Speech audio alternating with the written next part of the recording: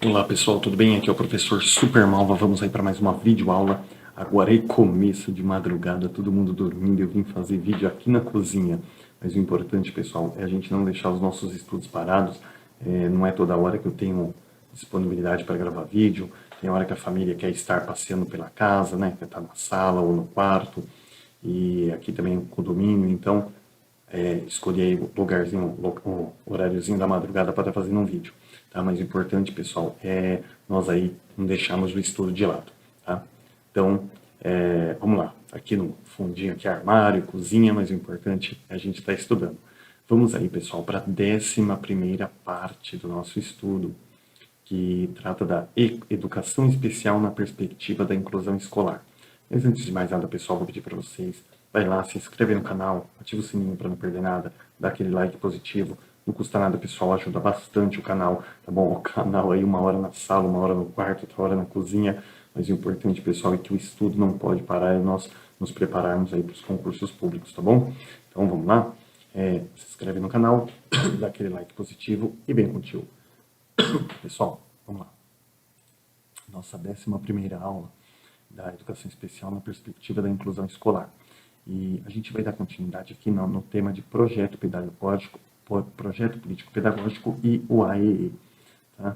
E nós estávamos falando sobre a organização e a oferta do AEE. E tinha vários tópicos em letras, eu li até a letra D, agora a gente vai continuar aqui com a letra E, tá? Então não deixe de acompanhar as demais aulas aí para não perder nada. Então vamos lá, pessoal.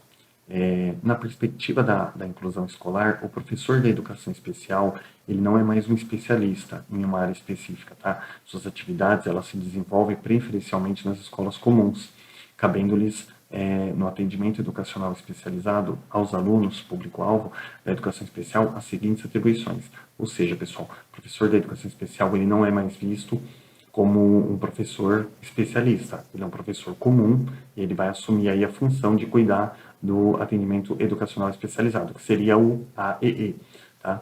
E para o atendimento desse público-alvo aí, é necessário as seguintes atribuições do professor. Eu já li as 4 primeiras, vamos aqui para a alternativa E, tá? As atribuições que o professor da educação especial precisa ter para executar o seu trabalho no AEE. Letra E. Organizar o tipo e o número de atendimentos.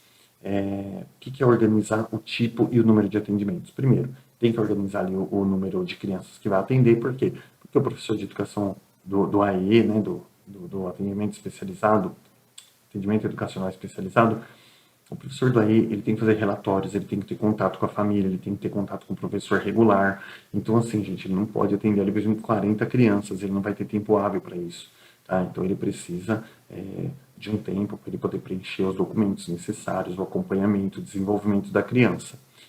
Então, ele precisa organizar ali o número de atendimentos e o tipo de atendimento também. Então, cada criança que ele atende, ela tem uma necessidade básica e é necessário organizar ali o tipo de atendimento que ele vai fazer para aquela criança, tá? Quais são os métodos que ele vai aplicar, os instrumentos que vai ser necessário, tá? Alguma coisa que a escola precise adquirir, tá? Então ele precisa fazer essa organização. O professor seleciona o tipo de atendimento organizando, quando necessários, materiais e recursos, de modo que o aluno possa aprender a utilizá-los segundo suas habilidades e funcionalidades. Que foi isso que eu acabei de falar, né? O número de atendimentos semanais, mensais, varia de caso para caso. Ah, tá. Tem mais um ponto aqui. Quando a gente fala de número de atendimentos também, pessoal, é a quantidade que ele vai, de vezes que ele vai atender aquela criança na semana, tá? Ou no mês. Às vezes tem criança ali que vai 3 vezes por mês, 4 vezes por mês. Tem criança que às vezes vai 2 vezes por semana, 3 vezes por semana. Então, dependendo do atendimento, ele precisa organizar esse número de atendimentos aí. O professor vai prolongar o tempo ou antecipar o desligamento do aluno do AE conforme a evolução do aluno. Então, às vezes, o aluno ele requer um pouco mais ele requer um pouquinho mais de tempo, porque ele ainda não desenvolveu tudo o que precisava, então o professor vai ter que prolongar aquele tempo estimado que ele ficaria no AE. Ou também, às vezes o aluno ele teve uma recuperação muito boa, ele conseguiu atingir as metas ali antes do tempo, então será feito o desligamento dele, ele não vai ficar no AE sem necessidade. Primeiramente, porque aí pode estar cedendo a vaga para outra criança que precise e também não há necessidade de ficar mantendo a criança num programa se ela já atingiu o objetivo necessário. Alternativa F, acompanhar a funcionalidade e a aplicabilidade dos recursos pedagógicos e de acessibilidade na sala de aula comum do ensino regular, bem como em outros ambientes da escola. Então, pessoal, vou ler aqui todos os parágrafos para que eu acabe não ficando explicando e depois fico repetindo na leitura, tá? Vamos lá, dentro da alternativa F. O professor do AE, ele observa a funcionalidade e a aplicabilidade dos recursos na sala de aula, as distorções, a pertinência, os limites desses recursos nesse e em outros ambientes escolares, orientando também as famílias e os colegas de turma quanto ao uso dos recursos. O professor de sala de aula informa e avalia juntamente com o professor do AE se os serviços e recursos do atendimento estão garantindo a participação do aluno nas atividades escolares e, com base nessas informações, são reformuladas as ações e estabelecidas novas estratégias e recursos, bem como refeito o plano do AEE para o aluno. Então, assim, é necessária aí essa atribuição ao professor do AE, acompanhar a funcionalidade e aplicabilidade dos recursos pedagógicos e de acessibilidade na sala de aula comum, tá? Assim como nos outros ambientes. Ver se aqueles recursos pedagógicos que foram adquiridos para aquela criança, se eles estão sendo bem aplicados na sala regular, se tá sendo acessível a ele, se está sendo viável, se está promovendo algum progresso na criança, ou se de repente aquilo ali está sendo meio que enxugar gelo, porque se for o caso, aí o professor tem que ir lá replanejar, né, aquele planejamento que ele fez para aquela criança e procurar aí uma nova alternativa, uma vez que não há necessidade, como que fala? Não tem por que você continuar insistindo num projeto com a criança, num formato de trabalho, se aquilo não está rendendo não está rendendo ali o objetivo necessário. Tá? Então, você vai ficar ali desperdiçando o tempo da criança, do professor, quando a criança poderia evoluir de uma outra forma. Então, o professor do AE, ele observa a funcionalidade e a aplicabilidade dos recursos da sala de aula, as distorções, ou seja, se o professor da sala de aula, de repente, começou a distorcer aquilo que deveria fazer, a pertinência, né, se aquilo realmente está sendo pertinente ao aluno, está rendendo algum resultado. Então, ele vai observar todas essas coisas, ele vai avaliar a funcionalidade daqueles recursos que estão sendo utilizados. Tá? E se necessário, aí ele vai estar reformulando as ações estabelecidas anteriormente e até mesmo sendo refazendo ali o seu plano de trabalho com aquele aluno, né? O plano do AEE para aquele aluno, se necessário. Alternativa G, ensinar e usar recursos de tecnologia assistiva, tais como as tecnologias da informação e comunicação, a comunicação alternativa e aumentativa, a informática acessível, o Soroban, os recursos ópticos e não ópticos, softwares específicos e códigos e linguagens das atividades de orientação e mobilidade. Então, assim, sempre usar os recursos de tecnologia assistiva, usar coisas ali, questão das tecnologias, para estar auxiliando esses alunos também. Isso é de suma importância, tá?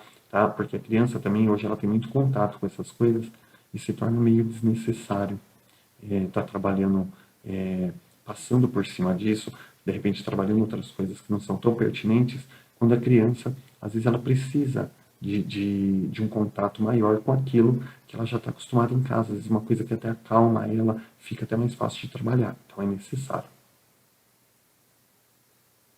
Promover atividades e espaços de participação da família e a interface com os serviços de saúde, assistência social e outros. O papel do professor do AE, vamos lá, só concluir aqui.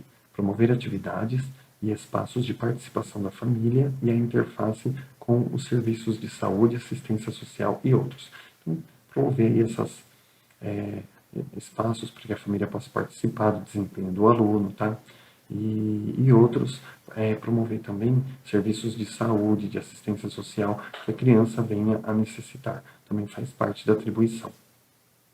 O papel do professor do AE, ele não deve ser confundido com o papel dos profissionais do atendimento clínico, embora suas atribuições possam ter articulações com profissionais das áreas de medicina, psicologia, fisioterapia, fonoaudiologia e outras. Também estabelece interlocuções com os profissionais da arquitetura, engenharia, informática. Então, assim, pessoal, o professor do AE, ele não vai trabalhar com área clínica, tá? Ele não pode ser confundido ali com enfermeiro, com psicólogo, nada disso. Ele vai ter contato com profissionais dessas áreas à medida que se for necessário, de acordo com o atendimento da criança. Mas não vai ser confundido, tá? Ele não está ali para fazer um atendimento clínico na criança, como tem acontecido em algumas escolas.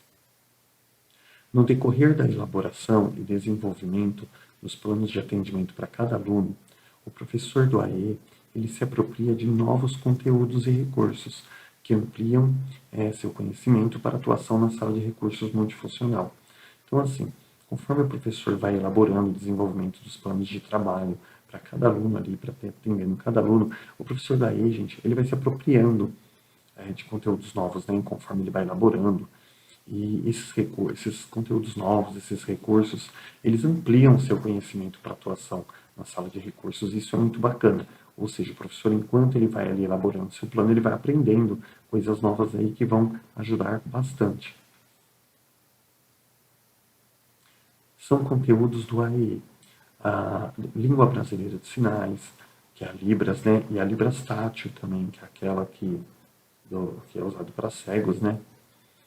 Alfabeto digital, o Tadoma, língua portuguesa na modalidade escrita, sistema Braille, aliás, confundi, tá? A Libras Tátil aí é outra coisa. Eu estava confundindo Libras Tátil com Braille. Orientação e mobilidade, informática acessível, Soroban, que é o Abaco, né? Estimulação visual, comunicação alternativa e aumentativa, que é o CAA, desenvolvimento de processos educativos que favoreçam a atividade cognitiva.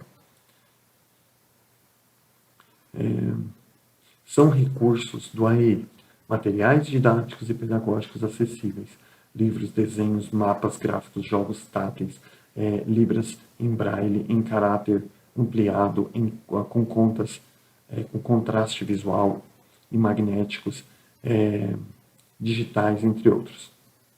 Tecnologias de informação e comunicação acessíveis, ou seja, mouses e acionadores, teclados com colmeias. Então, assim, pessoal, tudo isso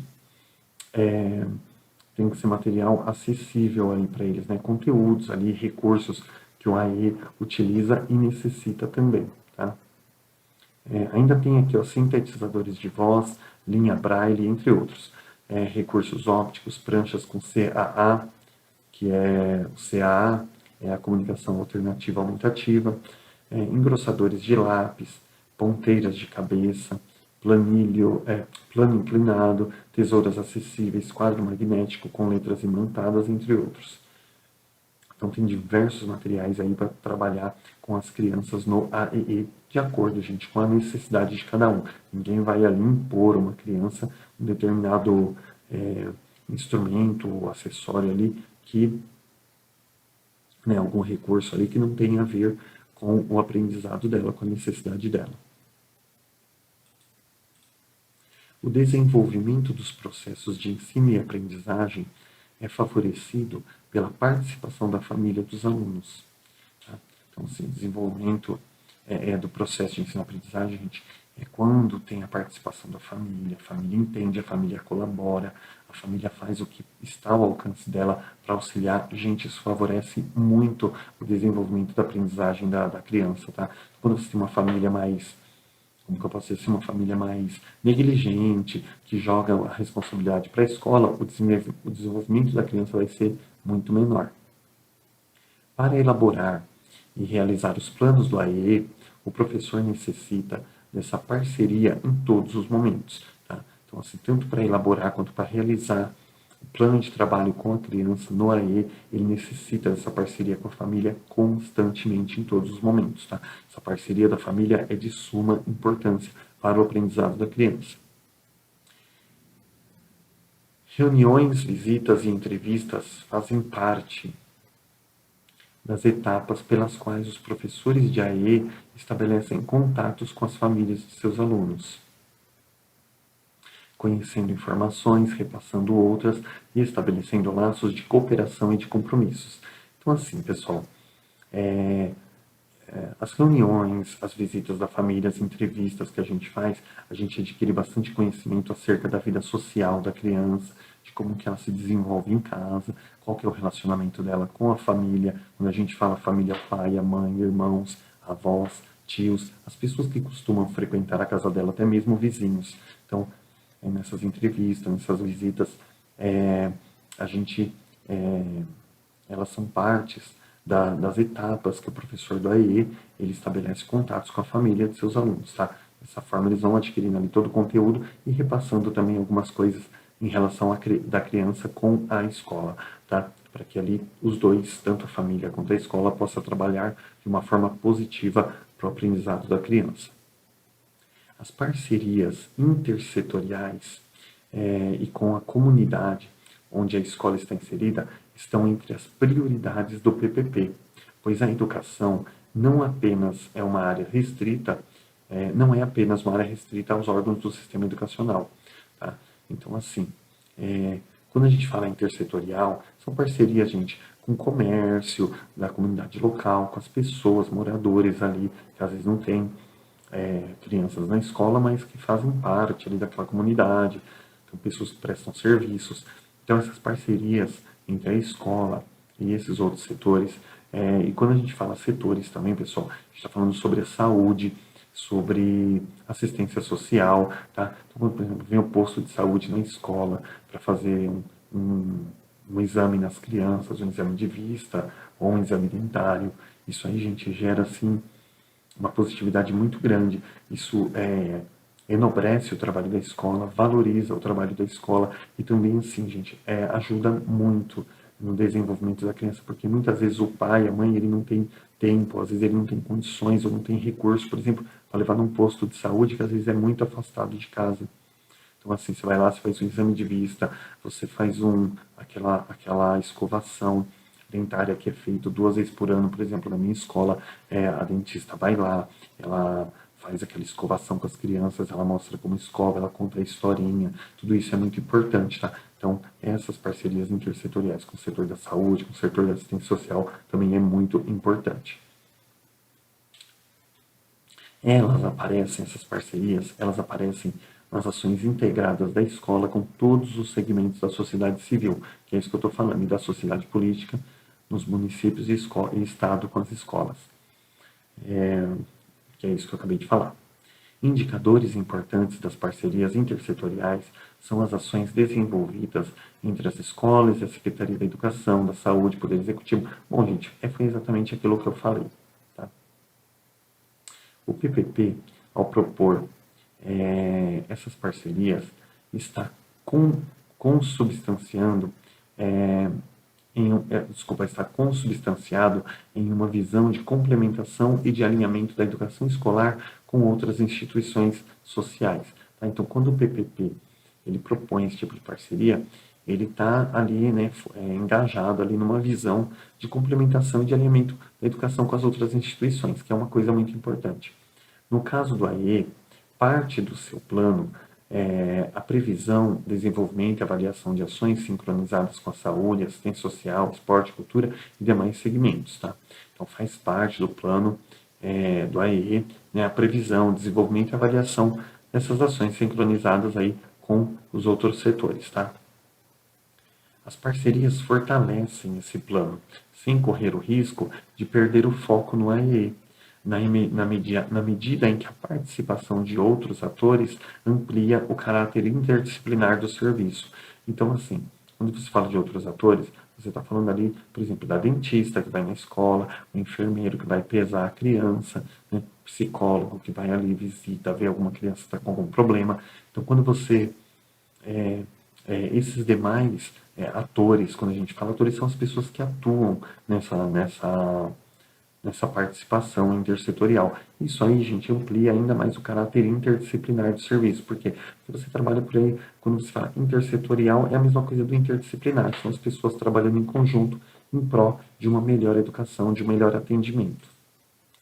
Pessoal, estamos com 20 minutos e nós vamos entrar numa outra temática, mas eu vou encerrar por aqui, porque aí a gente não fica cortando os temas, tá bom? Então eu vou encerrar por aqui e a gente continua a outra temática daqui a pouquinho na próxima aula, tá bom? Bons estudos aí, até daqui a pouco.